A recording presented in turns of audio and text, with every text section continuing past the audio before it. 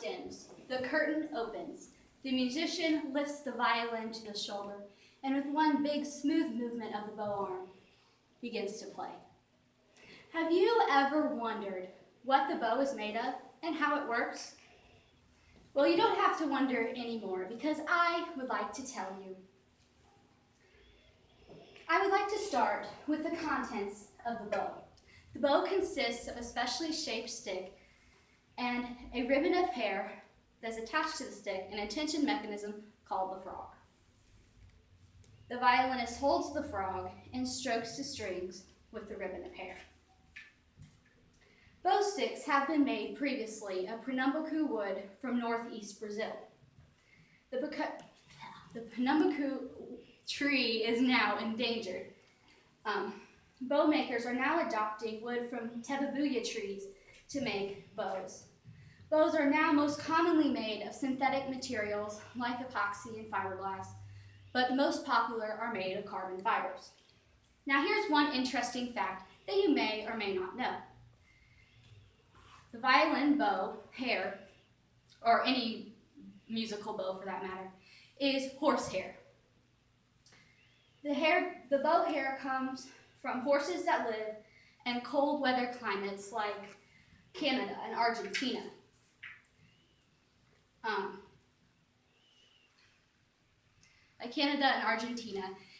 The warm weather horses produce thinner, weaker hair, and therefore aren't as good for making bows. Out of all the hair in a horse's tail, only a small amount can be used for bows. Any damaged hair is removed, and then the hair is cleansed and organized and separated by its length. White hair comes from white horses. There can be a color shift throughout the hair.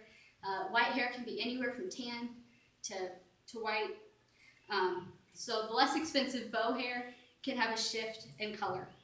But bows without color shift are more expensive. Sadly though, most horsehair is bleached.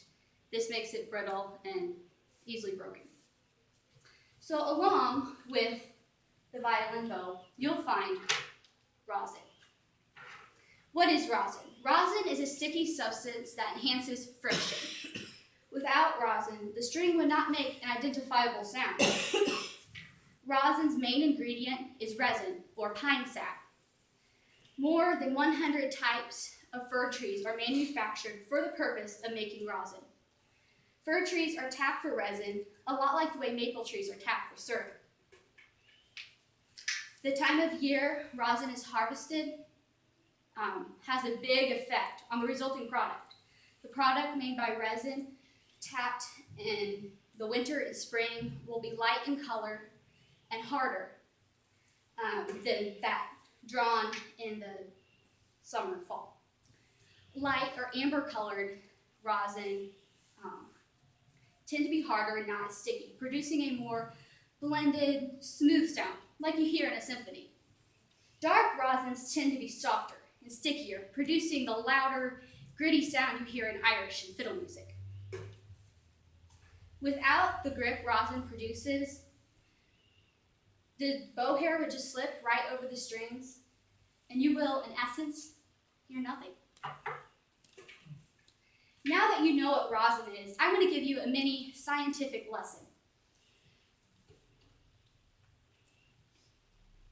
How does this rosin stuff really work? When a bow is rosin, it pulls the string. But since the bow keeps moving in a continual direction, the string bounces back into its original spot. And this movement occurs very fast. The A string moves 440 times per second.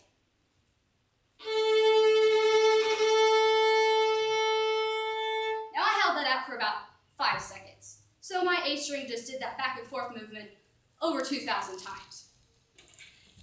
This movement, you probably guessed it, is vibration. A sound wave is caused by the vibrating string. The sound wave enters your ear and is transformed into nerve signals, which your brain interprets into the notes that you hear.